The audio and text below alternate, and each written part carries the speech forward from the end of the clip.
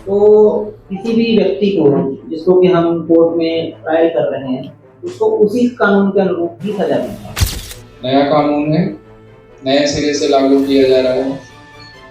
तो भारत सरकार के साथ साथ जो इम्प्लीमेंटेशन की इकाइयां हैं, उन सभी का प्रयास है कि कानून के बारे में जानकारी होना आपको क्यों जरूरी है, इस बारे में आज बात करेंगे। और जब डरता है तो फिर पुलिस वाला कोई गलत निकल गया या कोई गलत पुलिस कर्मी हुआ तो वो उसको मिसयूज कर लेगा। इस तरह के जो प्रयास हमारे होते रहेंगे। आपकी जो जिज्ञासा है, 1 जुलाई से लागू हुए 3 नए कानून को लेकर दुर्ग पुलिस की कार्यशाला। 1 जुलाई से लागू हुए नए कानून को लेकर आज भिलाई के पुलिस कंट्रोल रूम में प्रेस वार्ता का आयोजन किया गया, जहां दुर्ग रेंज आईजी, दुर्ग एसपी समेत बड़ी संख्या में पुलिस के आला अधिकारी व पत्रकार मौजूद रहे। आपको बता दें कि नए कानून को लेकर लगातार दुर्ग पुलिस कार्यशाला का आयोजन कर पुलिस व आम जन को जागरूक करने का प्रयास करती नजर आ रही है। आज दुर्ग रेंज आईजी राम गोपाल गर्ग और दुर्ग एसपी जितेंद्र शुक्ला ने पत्रकारों के सवालों का जवाब देते हुए नए कानून की बारीकी से जानकारी दी। तो भारतीय न्याय संहिता जो है, ये बेसिकली भारतीय दंड संहिता को रिप्लेस करके रखा गया है। इसका जो इम्प्लीमेंटेशन 1 जुलाई 2024 से तीनों कानूनों का है। ये बात हमें समझनी पड़ेगी कि जो 1 जुलाई 2024 से पहले जो जितने भी अपराध घटित हुए हैं, क्योंकि उसमें कंटिन्यूटी बनी रहनी चाहिए, इसलिए इसमें प्रावधान ये है तो वैसे ही इन्वेस्टिगेट होंगे और वैसे ही कोर्ट में चलेंगे जैसे पुराने प्रावधान। क्योंकि क्रिमिनल जूरिस्प्रूडेंस का प्रिंसिपल रहता है कि जब कोई घटना घटित होती है तो उस समय जो कानून लागू होता है, तो किसी भी व्यक्ति को जिसको कि हम कोर्ट में ट्रायल कर रहे हैं, उसको उसी कानून के अनुरूप ही सजा दी जाए। तो उसको देखते हुए कानून के बारे में जो भ्रांतियां रहती हैं, पुलिस को लेके, पुलिस के कार्रवाइयों को लेके जो भ्रांतियां रहती हैं, उन सबको दूर करने के लिए कार्यशाला का आयोजन किया गया है। और नया कानून है, नए सिरे से लागू किया जा रहा है। तो भारत सरकार के साथ साथ जो इम्प्लीमेंटेशन की इकाइयां हैं, उन सभी का प्रयास है कि पिछला वाला कानून तो 160-62 साल पहले आया, उस पे हमने उतनी सजगता भी नहीं दिखाई। वो हम पे दूसरा ये है कि आज आपका रोल यहाँ पर एक स्टूडेंट का ज्यादा है पत्रकार की जगह पर, ऑफ कोर्स, क्योंकि आपका काम भी है पत्रकारिता करना, तो दोनों चीजें आज हो जाएंगी। तो अब जो कानून के बारे में जानकारी होना आपको क्यों जरूरी है, इस बारे में आज बात करेंगे। दूसरा, ये जो कानून है इसकी मेन मुद्दे क्या हैं जिसको आप लोगों को समझना जरूरी है एज ए सिटीजन और एज वेल एज ए पत्रकार। और तीसरा, हम आपसे क्या अपेक्षा करते हैं और जो लोग हैं, जनता है जो आपसे क्या अपेक्षा करती है, उसके बारे में ब्रीफ में हम लोग आज चर्चा करेंगे। और उसके बाद आप लोगों की कोई अगर इस विषय पर सवाल होंगे तो उसको भी हम कोशिश करेंगे जवाब देने की।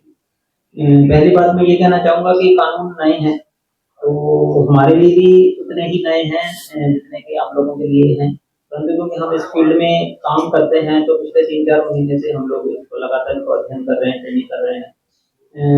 तो इम्प्लीमेंटेशन में इसमें जो भी कमियां आएंगी या दिखेंगी, तो हमारा उद्देश्य और आप सबका भी यही उद्देश्य है, हम चाहेंगे होगा कि उसको सुधार कैसे करें ताकि जो है कानूनों की जो मंशा उसको पूरा कर सके।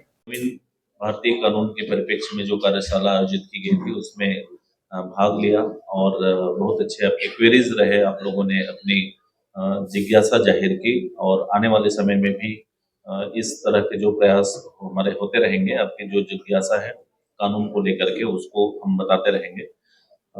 इस कार्यशाला में आप सभी आए, पुनः एक बार दुर्ग पुलिस की ओर से बहुत बहुत धन्यवाद, आभार।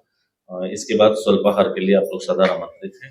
अगर वो कानून की समझ नहीं रखता है तो फिर उसको डर लगता है कानून से, और जब डरता है तो फिर पुलिस वाला कोई गलत निकल गया या कोई गलत पुलिस कर्मी हुआ तो वो उसको मिसयूज कर लेगा। तो अगर हम थोड़ा बहुत जानकार हो जाते हैं, थोड़ी बहुत अपने अधिकारों के बारे में सजग रहते हैं। नए कानून को लेकर क्या कुछ उद्देश्य था सर?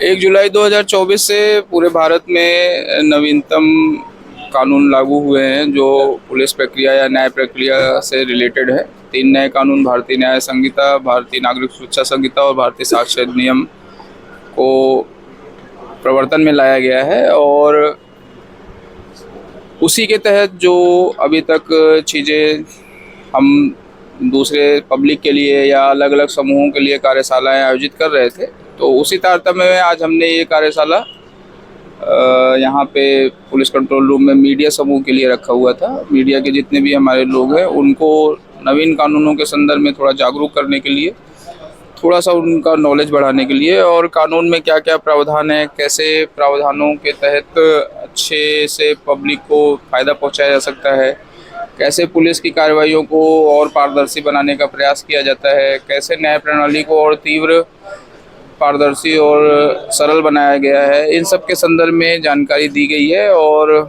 उद्देश्य यही था कि मीडिया को इन कानूनों के बारे में थोड़ा सा जानकारी दे के उन्हें ऐसा सशक्त बनाना ताकि जो भी इम्प्लीमेंटेशन एजेंसी हैं, चाहे वो पुलिस हो, चाहे वो कोर्ट हो, इन सब के प्रति जो उनका उत्तरदायित्व है वो मीडिया उनको समझा सके। मीडिया हमेशा अलर्ट रहे, कानूनों की जानकारी रख के हमेशा सही तरीके से हो रहा है नहीं हो रहा है उसको सभी लोगों के सामने ला सके। तो इसलिए मीडिया को भी नए कानूनों की जानकारी अति आवश्यक थी, तो उसी के लिए आज ये कार्यशाला आयोजित की गई। सब कुछ ऐसी चीजें इसमें जो पब्लिक के लिए पेचीदा हो।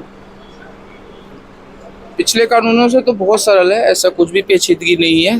कभी भी बहुत आराम से किसी भी गूगल के किसी भी प्लेटफॉर्म पे जाकर आप BNS या BNSS डालकर आप उसके इतने सरल शब्दों में लिखी गई है समझ सकते हैं।